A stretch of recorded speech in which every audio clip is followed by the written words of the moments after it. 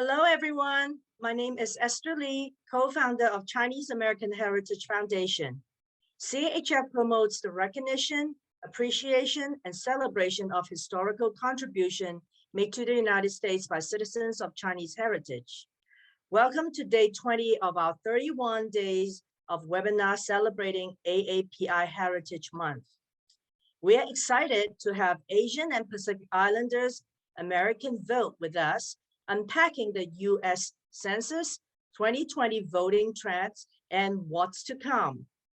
So let me now introduce Christine Chen, the Executive Director at APIAVote.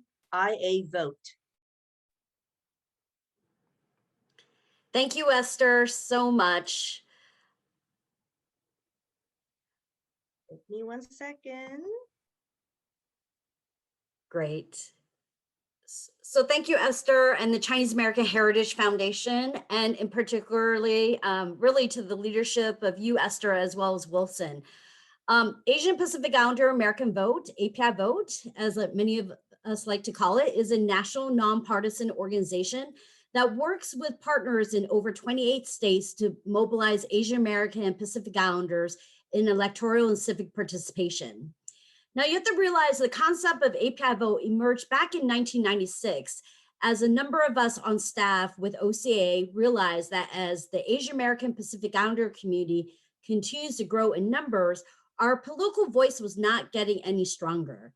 It was because our voter registration and turnout was not matching our population growth. Although we've had more groups coming on board to advocate on a number of policy issues, we were simply not as effective without the full strength of our vote. Since then, and especially in the last decade, APIAVote was able to focus on recruiting additional local partners and building the capacity of nonprofits who are trusted messengers in our communities to take up this work. This is a yearly effort and not just every 2 or 4 years. Local elections in 2021 are just as important, and why today we are focusing on the upcoming New York primaries. As you will see in the data to be presented, we overperformed and made huge strides in increasing our electoral participation. But the question everyone keeps asking APIAVote, is this a turning point where we will see continued engagement and building of API political voice, or was this a blip in our history due to the circumstances of 2020? I believe that we have the chance to build one true political voice if we continue to engage those who typically have more barriers to engagements, those who are limited English proficient, new immigrants, and those due to their economic circumstances have more challenges and barriers in finding the time to cast their ballot. I believe our community is better equipped to understand the role that government plays in our lives. For over a year, we've all been tuning in every day to see what decisions are being made by elected officials at the federal, state, and local level. And based on those decisions, whether or not we're allowed to go back to work and to school, or can we remain safe on the streets and free of violence, or whether or not they can keep their families healthy. We need to keep up the engagement to help them continue connecting these dots. As people in the community ask how to get involved with stopping anti-Asian hate, we need to direct their energies in electing individuals who will enact and support policies and resource local programs in the fight against racism. This evening, we hope you will be inspired with the data and trends presented and look to see how you individually or your organization can get involved with getting out the vote in New York City as early as June 23rd and all others for this November. At this time, I'd like to go ahead and turn it over to Raymond Partolan, who is our National Field Director. Raymond? Thank you so much, Christine. Let me take a second here to share my screen. All right, hope everyone can see the slides okay. All right, good evening, everyone. Thank you so much for joining us for tonight's webinar. We are excited to welcome all of you for an exciting night of unpacking the findings from the 2020 U.S. Census, voting trends in the AA and HPI community during the 2020 election, ranked choice voting in New York City, and the ongoing redistricting work of our partners at the APA Voice Redistricting Task Force. So a couple of things. As you can see, this is a webinar format. This means that you will not be able to see the other participants on the call.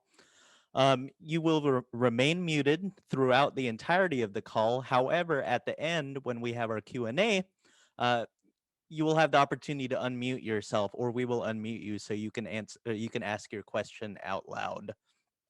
Speaking of Q&A, we will have an opportunity at the very end of this webinar to have a Q&A session.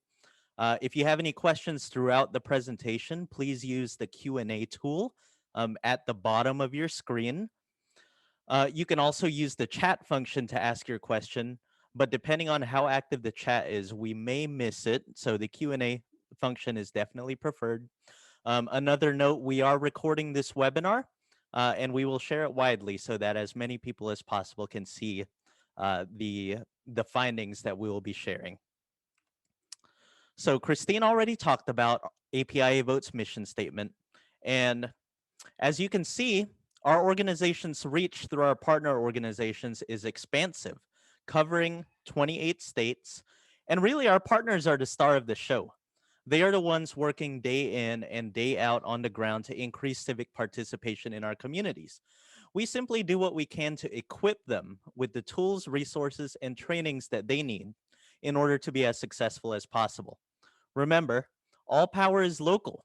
We depend on our partners who know their local communities the best to take the lead on organizing their communities. So today, we are joined by an amazing panel. We have Chris Phan, who is our Policy and Research Associate at APIAVote. We have Elizabeth OuYang, the coordinator of the APA Voice Redistricting Task Force. And we have Ahmed, the Civic Engagement Coordinator at the Asian American Federation. So let's go ahead and get started. What is the AAPI community? When we talk about the AAPI community, what are we talking about? AAPI is an acronym that stands for Asian American and Pacific Islander. It encompasses over 22 million Asian Americans across the country, over 1.4 million Native Hawaiians and Pacific Islanders, over 50 ethnic groups, over 100 languages and dialects, and over 12.5 million foreign-born residents. In fact, 60% of the AAPI community is foreign-born. The census defines Asian as a person having origins in any of the original peoples of the Far East, South Asia, Southeast Asia, or the Indian subcontinent. The census defines Pacific Islander as a person having origins in any of the original peoples of Hawaii, Guam, Samoa, or other Pacific islands, including Polynesia, Micronesia, and Melanesia. So let's talk about some key demographic trends in our community. Here on the left, you see that based on 2019 data, the AAPI population has steadily grown in every single state, minus Hawaii, at a double-digit rate. On the right side of your screen, you'll see a visualization of that same data with an emphasis on the percentage change in AAPI population. Darker areas constitute greater growth than in lighter areas. So you see that across the country, we see growth in our community. I'm going to turn it over to Chris to expand on this growth. Thanks so much, Raymond. Let me request your screen. Okay, so as you already as you already kind of saw a little bit, our community is growing in multiple states and almost across all states except for Hawaii in double-digit numbers. And I wanted to highlight some of the specific ethnicities within that. By ethnicities by percentage, our fastest growing communities are Nepalese, Burmese, Micronesian, Guamanian or Chamorro, Indian, and Pakistani. So you see there's some Pacific Islander communities that are growing quickly and also some South Asian and Southeast Asian. By number, which is just by the sheer amount from 2011 to 2019 ACS data, that is Indian, Chinese, Filipino, and Vietnamese. So I hope that gives a little bit more context on which communities are kind of emerging and we want to provide more support with, and which communities that we want to continue activating, continue working with, especially because, as Raymond mentioned, and that is going to be on the next slide, our community's growth is largely due to immigration. Our communities with the largest foreign-born population include some of the groups that I already mentioned, and largely our communities with the smallest foreign population are a lot of Pacific Islander communities, including Native Hawaiian, Romanian, or Chamorro, and Polynesian. I think this is something that we wanted to highlight because when we think about our outreach strategy and who we're engaging with, it's oftentimes good to think about which which avenues you can work with for folks. I'm going to jump into a little bit more about some of our age demographic trends as well. So something that I wanted to highlight that if you can see here, I made the colors distinct so that it's easy to see, but our general both our Asian American and our Pacific Islander community is significantly younger than the general population. The median age of the general population is 38.5, which is very different from Asian Americans, where the median age is 35.2, and Pacific Islanders, which is 29.3. That doesn't sound like a huge difference, but if you can see how this is broken down, right in the middle is the 50% bar. The percentage of Asian Americans who are 35 or under is almost at 50%. And Pacific Islanders, it's just almost at 60%, which makes a huge difference when you think about the type of civic engagement that you want to speak to as well. So I know Raymond has a little bit more specific statistics on how the API youth have been engaged in this past year, but just as a continuing activation point, who are we talking to, and what part, and that they do make up a really significant share of our community. Oh, this slide is up next. So as you can see here, I know that sometimes there's oftentimes this rhetoric that, Asians aren't political, youth aren't political, which is really not the case that we see in the voter turnout here. Obviously, there's been a rhetoric shift that Asians, their voter turnout spiked in 2020. And I wanted to highlight this data here because, as you can see, from 2016 to 2020, both registration rates and voter turnout rates did rise for Asian Americans. And I'm saying Asian Americans intentionally because the data includes specifically Asian Americans here, but it rose significantly more for ages 18 to 24. So you really see that not only is our community young, the voter turnout is also, voter turnout and registration rates are also spiking. And so we want to continue that energy and continue activating and engaging with them. Awesome. Thank you so much, Chris. So let's take a second to talk about reapportionment. I hope everyone in here filled out their 2020 census form. Part of the reason that we have the decennial census is to determine how the 435 seats in the United States House of Representatives are divided among each of the states. Now, remember, the U.S. Senate consists of 2 U.S. senators from each state. The House of Representatives, on the other hand, works differently. The number of representatives each state gets depends on their population. In order for a bill to become a law, it must pass out of both the U.S. Senate and the U.S. House of Representatives and signed into law by the president. So as you see here on your screen, several states in the Northeast and California are losing seats following the release of that final reapportionment data, which came several weeks ago. Meanwhile, Texas, Florida, Colorado, North Carolina, Oregon, and Montana are gaining seats in Congress. In Texas and Florida, the influence of the AAPI community is growing, and it's incredibly vital that our community's voices are included in government, as you see here on the right side of your screen, where we see the numeric growth of the AAPI population in California and in Texas.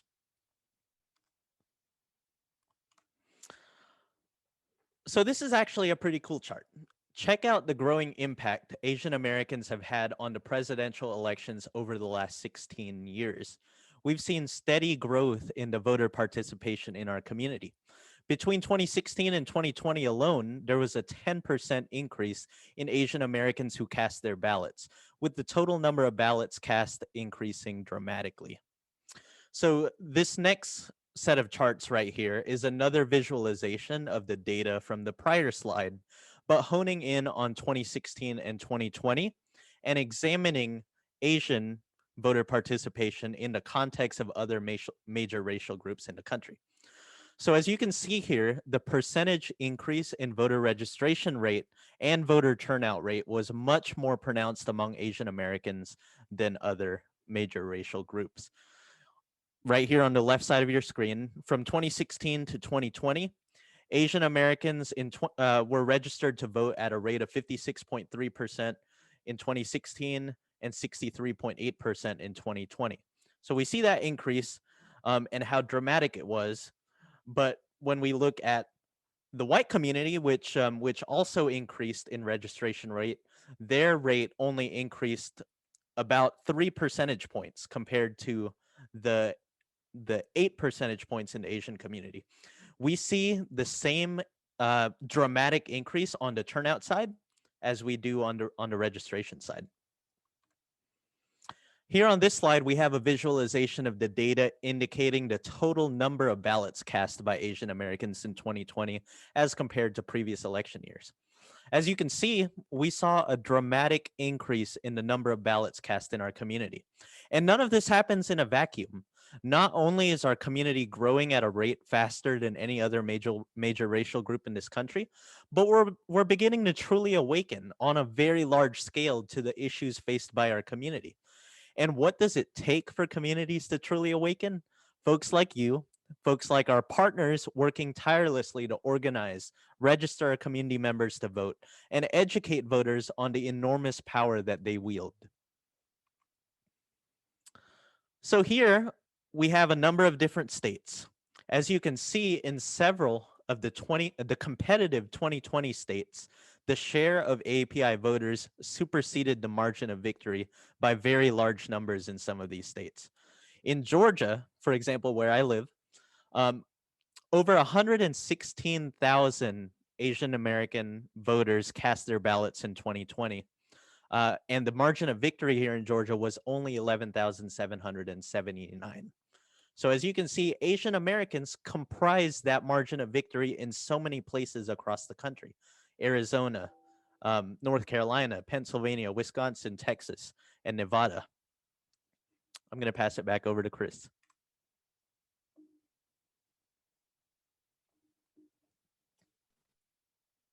Okay, great. So this chart is a little small, and so if you can't see everything, I just want you to focus on the green bar because that is our community. I think one thing that I wanted to really narrow in on is it's not just that our community is getting to awaken. There were also significantly different barriers, I think I want to emphasize, that helped us drive up registration and voting options. So one thing I want to emphasize here that you might be able to see is the methods of registration. And this was done through the current population survey by the census. So you can see here that Asian Americans, according to this, are less likely to register to vote at the DMV or at the registration office. So that means they went to the elections office or they went to the DMV and they registered to vote. Something that you might also notice in here is that Asian Americans were more likely to report that they registered online or they mailed in the form to the election office.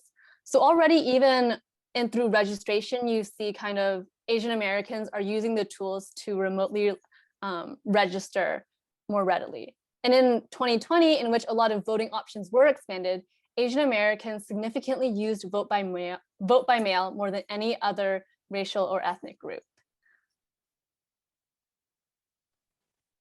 And I also, in that line of kind of analyzing and breaking down what barriers are restrictive to Asian Americans, we were also more likely to say that we are too busy to vote. We were also more likely to say, especially this was a new question in 2020, that we were more the reason why certain Asian Americans who were surveyed and didn't vote some of the reasons that they said they were concerned about the COVID-19 pandemic. It wasn't clear, it wasn't written on the survey whether or not that was because of health concerns or because of anti-Asian sentiments, but that was something that we were significantly more concerned about when it came to voting. We were also more likely to say that we had registration issues. But in 2020, we were also less likely to say Asian Americans just weren't interested or they didn't like the candidates or the campaign issues. So just kind of pushing back against that narrative that we don't care about these issues, because the folks that were surveyed definitely didn't say that was true. They said that they were too busy to vote, that they were concerned about the COVID pandemic. And so I think in underlining all of this, I really wanted to show how vote by mail and expanded voting options and expanded registration options were really crucial to driving out both registration rates and voter turnout in the 2020 election for Asian Americans.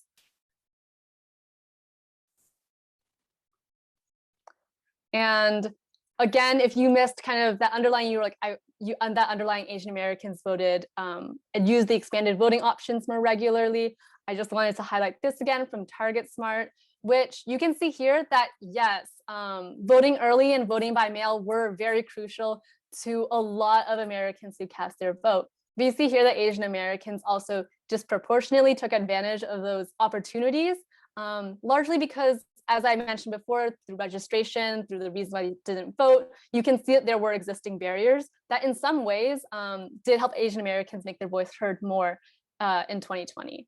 So you can see here, if the highlighted line, 75% used either voted early, that might be in person, or by mail, versus the general population who used it around 65% of the time. Yeah.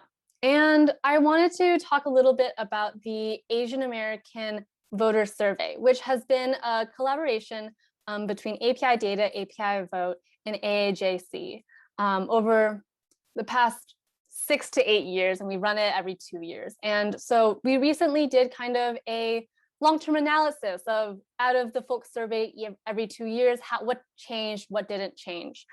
Something that was notable was that both Democratic and Republican outreach to Asian American communities increased. But across the majority of the communities, so we broke it down by major ethnicities, we broke it down by gender,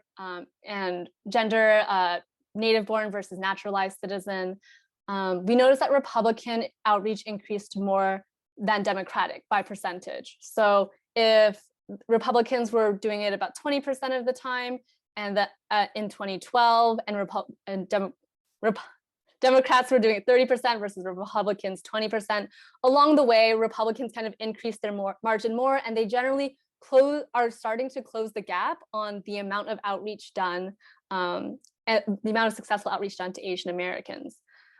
Most notably, community organizations were more, for everyone here who is working with a community organizations were largely more successful at reaching out to native-born populations than foreign-born ones by a large margin. So again, when we talk about, at the beginning, when I was talking about the fact that we were, Asian Americans our growth is largely fueled by immigrants, what does that mean when we want to continue reaching out to those foreign-born communities? And across the 3 categories that we surveyed on community contact, Democratic, Republican parties, and community organizations, we saw that Indian Americans and Chinese Americans communities had significantly more community outreach growth over the 8 years that we surveyed. And this isn't just kind of trends that we noticed and didn't have a narrative or didn't understand what was going on. We noted that in 2013, Republicans did note that Asian Americans were a key bloc that they needed to expand outreach on. Jeb Bush back then stated that the GOP's canary in the coal mine is their Asian American voting bloc, essentially saying that if we're not reaching out to Asian Americans, that means the GOP is irrelevant. And after that, both we saw through the data and also through their investments, we saw that they did expand their Asian American voting outreach. So I kind of hope that gives a little context on who is outreaching to Asian Americans, how they are doing it, and also what we can continue to improve on. So.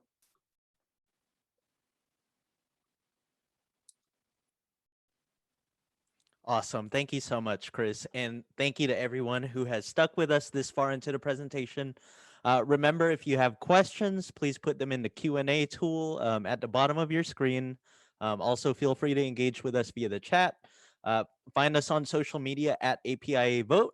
And I am going to go ahead and turn it over to Ahmed Butt, the Civic Engagement Coordinator at the Asian American Federation in New York City, who is going to be talking about ranked choice voting in New York and is going to show us an awesome video. So go ahead, Ahmed.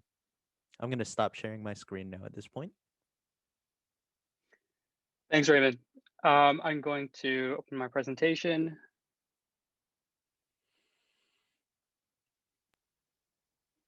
So for anyone who's unfamiliar with us, we're the Asian American Federation is a New York-based nonprofit. We're a membership organization with nearly 70 member and partner agencies. What we do is help them develop their nonprofit services in health and human services, education, economic development, civic participation, and social justice.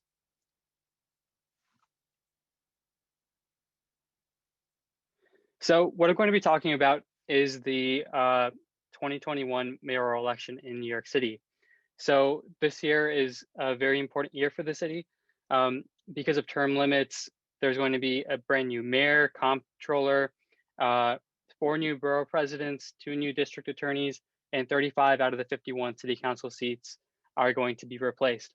So this means big changes for the city.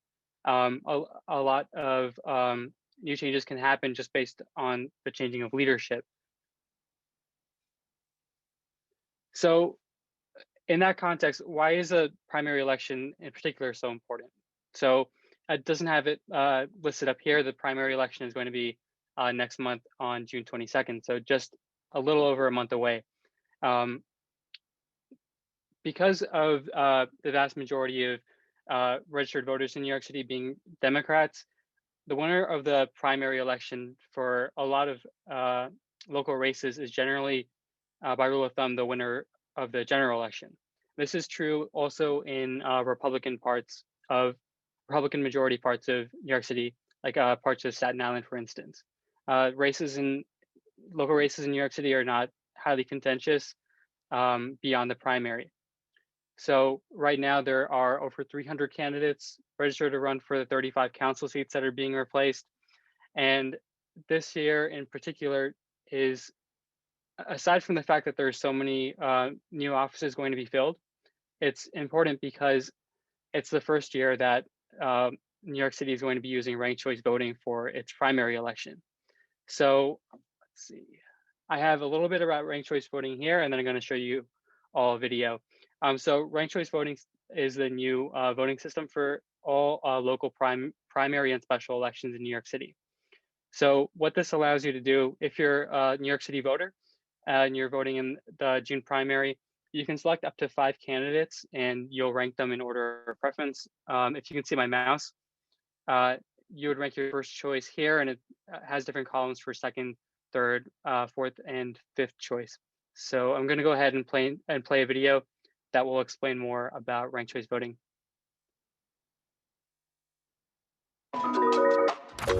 What if a voting system could elect candidates most preferred by all voters? One that reinforces the democratic standard of majority rule.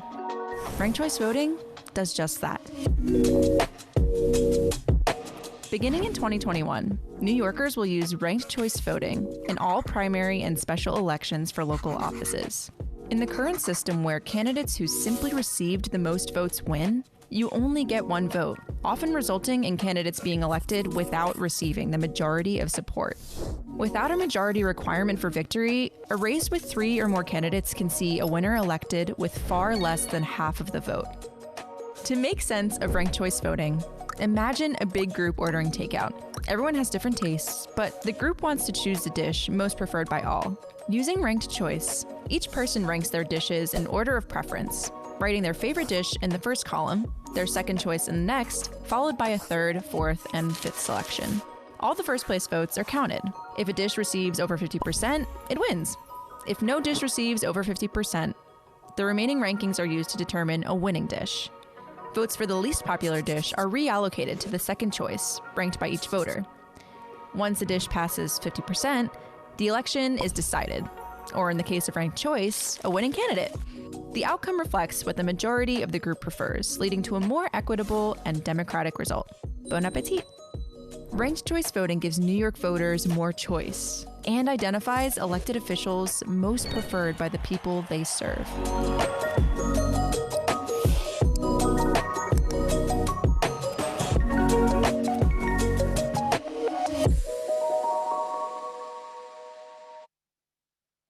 Okay, so I hope that explains some of the details about ranked choice voting with everyone, especially the way to count votes, which is that the candidate with the least amount of votes has their votes redistributed to the second choice for that voter.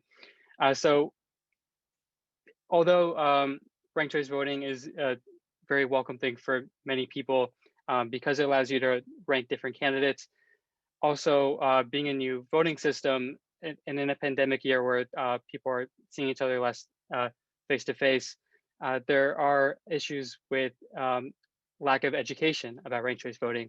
So that's why it is very important for nonprofits to do ranked choice voting education. So that way, the community members who trust them most and the nonprofits who work on having language access for these education materials are able to educate community members who aren't hearing about ranked choice voting for many reasons, but also because they may be less likely to have broadband internet where the majority of the city's education efforts are taking place. So move forward. So for this election, the reason why it's so important to vote for the next mayor, of course, the chief executive of the city, but being mayor also means that they set the agenda for policy and budget priorities. They appoint commissioners for more than 40 government agencies, and they oversee nearly 300,000 full-time city employees. So a lot of government infrastructure is run by New York City's mayor. What's at stake is all of these things: mental health services, affordable housing, public transportation, healthcare, schools. And these are things too that we're making active efforts in advocacy to, for example, have more cultural competency and language access in these fields. So this is a voting profile for New York State. So the state has a 70% registration rate. There's still 5 million people to get registered. So what you'll see here, where you'll see that in the primary elections in particular, there's low voter turnout. There's still, of course, we need to get people registered, but seeing 13% of people voting in the last primary for local office in New York City means that a lot of our effort has to go to registered voters as well. This is a timeline. It has a lot of words on the screen, but the most important thing coming up is the fact that the registration deadline for the primary is on the 28th. Now, nonprofits can also do a lot of great work to increase voter turnout. On the screen, we have some of the New York City-based nonprofits that we're working with to increase voter turnout for the primary and general election this year. So what direct service nonprofits can do is reach their community members where they are in their existing direct service work. Because they're already reaching community members and have established relationships with them, incorporating nonpartisan voter outreach is a very easy thing to include. What you see here, when you get a voter to pledge to vote, it's easier to follow up with them because you have their contact information. You can help them get their absentee ballot requests. You can help them register to vote. So one thing that we're doing is having these digital pledge cards that are out in the field with our community organizations, and we're helping community members in language. Obviously, here is traditional Chinese, helping community members get registered to vote and get everything they need to vote earlier on election day. Another thing that nonprofits can do is hosting candidate forums and other events. This year we hosted a forum for the NYC mayoral candidates.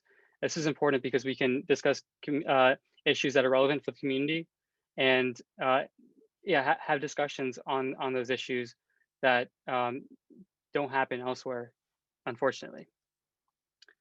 So briefly before I go, I want to mention what you can do. So research shows that voter registration efforts and pledges work best when those efforts come from a trusted person. So what I'd like everyone to do this evening is, with the deadline for the New York City primary coming up next week, anyone who here is a New Yorker, has friends or family, colleagues in New York, ask 5 of them to register to vote and ask them to pass on that challenge. Okay, and pass back to Raymond. Awesome. Thank you so much, Ahmed. That was such a great informative presentation. I love that you mentioned that the most effective voter registration tactics are when the ask to register to vote comes from a trusted messenger. I think that is in alignment with what we do at APIAVote. We entrust, we know that local communities trust our local partners. And so our role is to support the amazing work that you all do at the Asian American Federation, at the Minh Quan Center, at the APA Voice Redistricting Coalition. And so at this point, I'm going to go ahead and turn the presentation over to Liz OuYang to talk about redistricting. And I'm going to share my screen again. I hope everyone can see that okay. And we're going to go ahead and spotlight Liz. Thank you so much for joining us, Liz. Thank you for having me. APA Voice stands for Asian Pacific Americans Voting and Organizing to Increase Civic Engagement. The Redistricting Task Force is a part of APA Voice. As you know, we are now in the midst of the 2020 redistricting cycle. And right now in New York, it is for state and congressional district lines. Next slide. The APA Voice Redistricting Task Force members currently consist of 16 leading APA civic engagement groups. And I want you to look at this closely. Look at the diversity of Asian American organizations present: Korean, Chinese, wide variety of South Asian groups serving the Indian, Pakistani, Bangladesh communities, as well as Indo-Caribbean communities, Filipino communities. And in addition to the ethnic diversity, our services that each organization provides is also very diverse, whether it be housing, LGBTQ issues, social benefits, women empowerment, health, and the arts, or senior citizens. We are all united by our mission, and that's to advance opportunities where APA communities can meaningfully participate in the political process, to support redistricting plans that keep APA communities of interest together, and to maximize the growing number of APAs living in New York City. Why? Because we know that the power of the average person is, one, in voting, like all the previous speakers spoke about, but the second, equally important part is redistricting. Why? Because you can vote in every election, but you may never be able to elect the candidate of your choice if you're put in a district where the majority of people think differently than you. Next slide. So why is redistricting important? It determines who runs to represent the district, which voters live in that district, who gets elected that will make decisions important to our community, and whether or not the elected official will respond to or ignore our community needs. Next slide. So what are the principles of redistricting and how are districts lines supposed to be drawn? There are several criteria that they're supposed to consider. One is political equality, another non-dilution of minority votes that the Voting Rights Act requires, compactness, continuity, communities of interest, respect for existing political boundaries, and race can be one of the factors in drawing lines, but it cannot be the predominant factor. Now I'm going to show you how each of these factors are applied. Next slide, please. In New York, we have, as part of the New York State Legislature, the Senate and the Assembly. In the Assembly, we have 150 seats, and each Assembly district has an average of 130,000 people. So when we talk about political equality, that means one person, one vote. Each of the 150 districts have an equal number of people in it, approximately 130,000. For Senate, we have 63 seats in our state Senate. The average size of a state Senate district is 312,000. And Raymond talked about the congressional representation. New York had 27 seats in the House based on our population, but as a result of the recent 2020 census data, we lost a seat, meaning we lost population that either went down south or people didn't complete the census. And an average congressional district in New York has approximately 710,000 people in it. Next slide. So the other criteria that I talked about redistricting, I'm going to demonstrate through looking at State Assembly District 40 that's on your screen right now. And to show you how the redistricting principles are applied. If you look at this map, you see pink, right? And the pink represents Asian Americans in District 40 in Flushing, Assembly District 40. The darker pink shows a greater density of Asian Americans. The blue are whites. So you see the red border. That red border is bordering what consists of District 40. As a result of the Voting Rights Act, District 40 is a majority Asian American district that was created. If you look on the left, I know it's hard to see, but Asian Americans comprise approximately 60+% of that district. So it is an Asian majority district. And the law protects minority votes from being diluted when in this instance, the Asian American community was sufficiently large to constitute a majority district. And as you can see from the district, it is geographically compact and politically cohesive. And what we mean by politically cohesive is that Asian Americans tend to vote for the same candidate.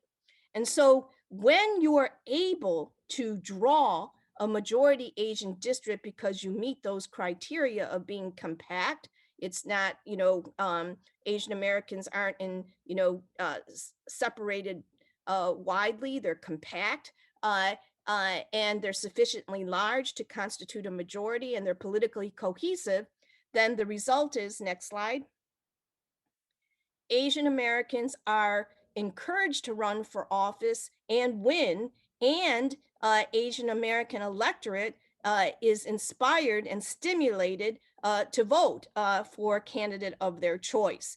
And so I showed you Assembly District 40 that was changed to be called Assembly District 40 as a result of the 2010 redistricting cycle. But as a result of the 2000 redistricting cycle, it was known as Assembly District 22. And in 2000, this district was drawn to create a majority Asian American district because of the growth of Asian Americans as a result of the 2000 census. And so as a result, Jimmy Mang, he outbeat the incumbent of Assembly District 22. The growth of the Asian American community, made that over time gradually possible to have that happen. And then Ellen Young won the subsequent election. And then Grace Mang, the daughter of Jimmy Mang, ran and won. And then when Grace went to run for Congress, Ron Kim ran for her seat and won. And Yuling Yo was a staff member of Ron Kim, and she later on ran successfully for Assembly District 65 in Manhattan, which includes Manhattan's Chinatown. Okay, next slide. And so that was an example when a community by itself is large enough to be a majority in a district. But what happens when a community is not large enough to be a majority in a district? Well, we don't want the community divided between two or more districts, because when that happens, it dilutes the power of the minority group. So look at this slide and look at it carefully. This is Sunset Park in Brooklyn. And if you look carefully, this pink, okay, this is Sunset Park. It's divided into two state Senate districts. One, Senate District 20. Look at this, you guys, it's not compact. Here, it goes from here all the way here. And the green is Latino, the orange is African American. So Sunset Park is divided between two. One district with Latinos and African Americans. Another district is District 17, which includes Borough Park, which is white. So what we, the Asian American community and the task force redistricting members are advocating for is that Sunset Park be kept whole, the Asian American community, not divided, and put with State Senate District 22, Bensonhurst. You see this pink? We want Sunset Park, Chinatown community, not to be divided in half between these two state Senate districts. Rather, we want it to be kept whole and connected to the Asian American community in Bensonhurst. So how do we make a case that the Sunset Park Asian American community should be put with the Bensonhurst Asian American community? We make out a case that these two neighborhoods constitute a community of interest. One of the other factors that needs to be considered in drawing district lines. Next slide. So what is a community of interest? A community of interest means that two or more neighborhoods share common interests or characteristics, shared racial or ethnic background, common history or culture, common religion or language, shared socioeconomic traits, educational level, income level, shared political issues, fighting hate crimes, language access. Because remember, race cannot be the only factor, or else it'll get struck down by the Supreme Court eventually. It's more than race. We're showing that there's shared ethnic, culture, religion, language, economic traits, shared political issues, etc. Next slide. So what has our task force been very busy doing is educating our communities on the importance of redistricting. That if you want access to COVID-19 vaccines and treatment. You want affordable health care, protection from eviction, small businesses to thrive, to prevent hate crimes, fair immigration policies, and community-based groups that are culturally sensitive in your community, then you need to care about redistricting. So we have flyers in English, Chinese, Punjabi, Bengali, Korean, as well, to educate our communities on the importance of redistricting. Next slide. But we're also encouraging our young people to get involved in redistricting now, because it happens every 10 years. Not only should they get involved now, but 10 years from now, the 2030 redistricting cycle is going to be super contentious, because we are gradually inching towards becoming a majority minority nation, and there is going to be resistance. So we've been busy, holding press conferences, having a very active presence on social media, working with other coalitions that are not Asian Redistricting Task Force, but other minority group coalitions, etc., as well. I'm about to wrap up. And so why are we educating and organizing our community? Next slide. Because in New York, the process for drawing district lines is being done by an independent redistricting commission, 10 people. None of them are elected officials, but they are appointed by elected officials. The Democrats include African Americans. The only Asian American on the independent redistricting commission is David Imamura.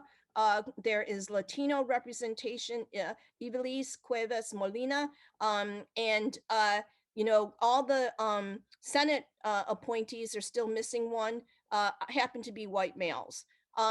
And they are required by law to hold public hearings this summer to get public input on how the district should be drawn. So many members, if not all, of APIAVote Redistricting Task Force are going to be testifying at these hearings, and we want our communities to come out in strong support, so we show the political apparatus that we are visible, we care about redistricting, and we count. Thank you. Awesome. Thank you so much, Liz. And thank you again for taking the time out of your busy schedule to be here with us today. That was very informative, very helpful. And at this point, we're going to go ahead and open it up to questions. I don't see any questions in our Q&A or in the chat. Feel free to engage with us via the chat or the Q&A function if you have any questions. I see that Faye has raised a hand. How do I unmute?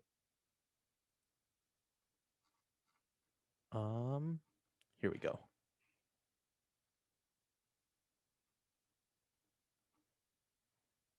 Here we go. Oh, I clicked the raise hand by mistake. I'm so sorry. No worries. No worries. I always fell out of my chair and I pressed the button. But I would like to thank the panelists for very informational and encouraging information. Even though I'm not in New York, but I learned a lot from listening to you guys, and which I hope now to be able to apply.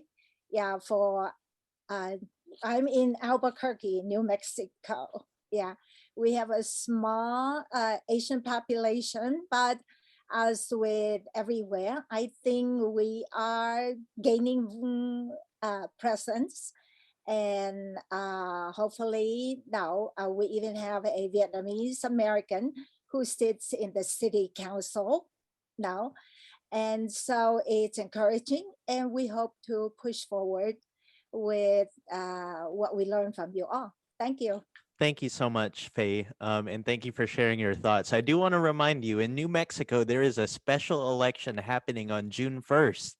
That is also right around the corner. So I hope that you live in the district and you're able to vote in that election.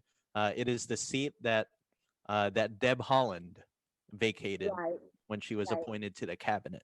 And this November in Albuquerque, New Mexico, there will also be a municipal election. So I hope you're registered to vote and that you turn out your friends, your colleagues, and your family members to vote in that election as well. It's very important.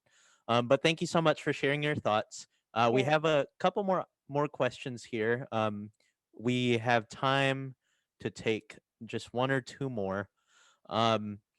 Christina, so Kathy is asking, where can we find a recording of this meeting? We are actually going to be posting it online by tomorrow, and we're going to email it to you all as well. So please share it with others so they can watch as well. Christina is asking us, I have friends who are registered to vote, but actually don't when the time comes because they are overwhelmed by the options. How do you go about learning about the candidates and researching the people you want to vote for? I'm actually going to pass this question over to Ahmed because there are a ton of candidates in New York City. Yeah, so yeah, there are many candidates. Like I said before, there's over 300 candidates for city council. And I believe there are roughly 30 candidates for mayor. So it is difficult to get people registered to vote because especially now with 5 different options of who to rank, it's important to remember also you don't need to rank all 5. You can actually vote 1, 2, up to 5, however many you want. But the best way to get someone to vote is through social pressure. Basically, if there are social issues that are important to you or to your friend, remind them that's on the ballot. So they'll go electnyc.org. You can learn all about the candidates for mayor and for the other offices on the ballot this year. Okay, I would like to, chime in into some of the questions about, who do you put pressure on in the state as far as redistricting goes, and it varies with each state. In some states like New York, you may have an independent redistricting commission who's supposed to draw the maps, but the state legislature is the one who votes on the maps.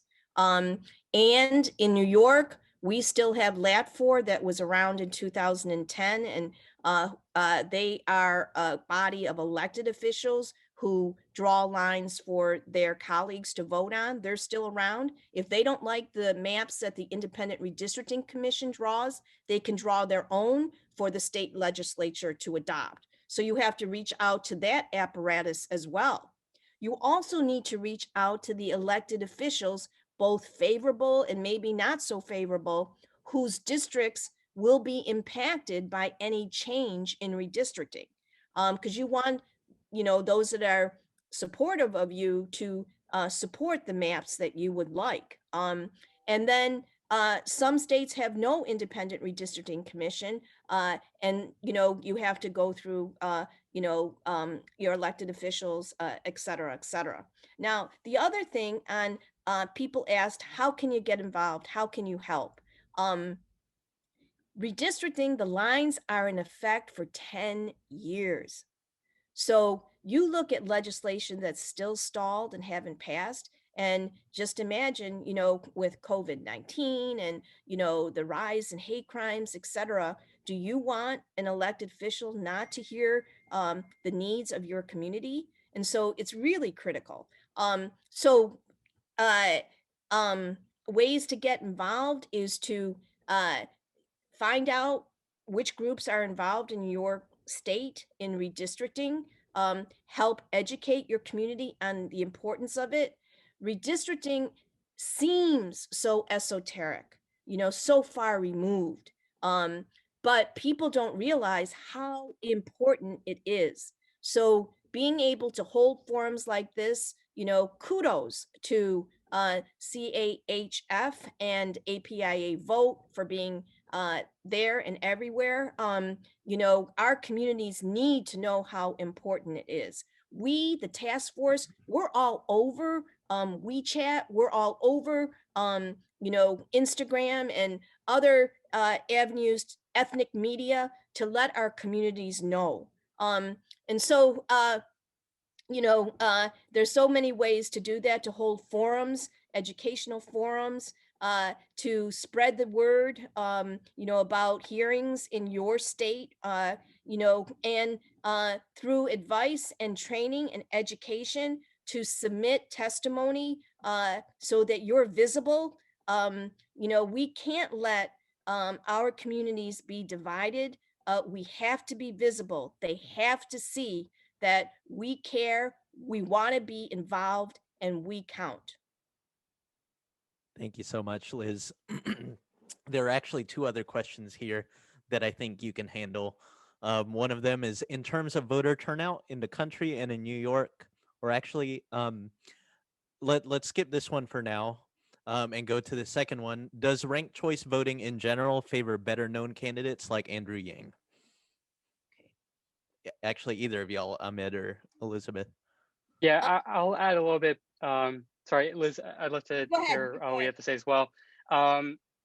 Actually, it offers more choices because it lets you rank your favorite candidate, preferred candidate, as number one, even if you don't think that they have the best shot of winning the election. You can still rank them number one, and yeah, you still have a vote after for your second vote if that person is eliminated. So it gives more opportunities for less favored candidates, less popular candidates to get a high ranking on the ballot. I echo what Ahmed said. Awesome. And this next question, let's toss this over to Chris. Chris, in terms of voter turnout in the country and in New York, can you break down to large ethnic groups and elaborate if there are behavioral differences? If I understand this correctly, are there behavioral differences in terms in like as we compare different ethnic groups to each other? Yeah, that's a great question, and I want to add that obviously data is generalized, and so when I say this trends towards that, it might mean 60% of this community is like that, the other 40% are not. So I'm going to add that disclaimer before I answer the question. With that in mind, I think when I was talking a little bit about community outreach, if you remember that slide was way back when, I talked a little bit about how there are some trends and patterns that you might already be aware of just anecdotally that I can just confirm through data. So one of them is kind of what different political priorities people might lean towards. So I talked a little bit about the Indian American community briefly and how, Republicans, Democrats, and community organizations are all stepping up their game and reaching out to them more. Based on the trends from the Asian American voter survey, we can talk about political preference and say like party ID, their party ID like leans more towards Democrats than other Asian Americans. Some trends, like for example, when we were surveying folks, Vietnamese Americans were the only ones out of the 6 main Asian American groups that we surveyed where a plurality supported Republicans. So there are some trends like that. We don't have the disaggregated data yet for voter turnout, unfortunately. We're working on getting it. But those are some of the partisan trends that I at least can kind of point out. Some other things along the lines of like what political priorities are important to folks. We noted that the biggest jump over like the 12 years we surveyed folks, the biggest jump over like what folks decided was like the most important out of all the ethnic groups, out of all of the political priorities. The environment with Indian Americans actually had the largest increase out of all of those issues, from I think around like the mid 60s up to the high 80%, ranking them as either extremely important or very important. So I think those are some broad trends. Again, I'm not going to try and speak because I know data can generalize, but I hope that gives a little bit more context on at least what information we do have right now in terms of ethnicity specific. A lot of it is aggregated, though. Chris, do you know off the top of your head what percentage of API registered voters are Democrat versus Republican? I do not, but if anyone else wants to chime in with that, that is a great question.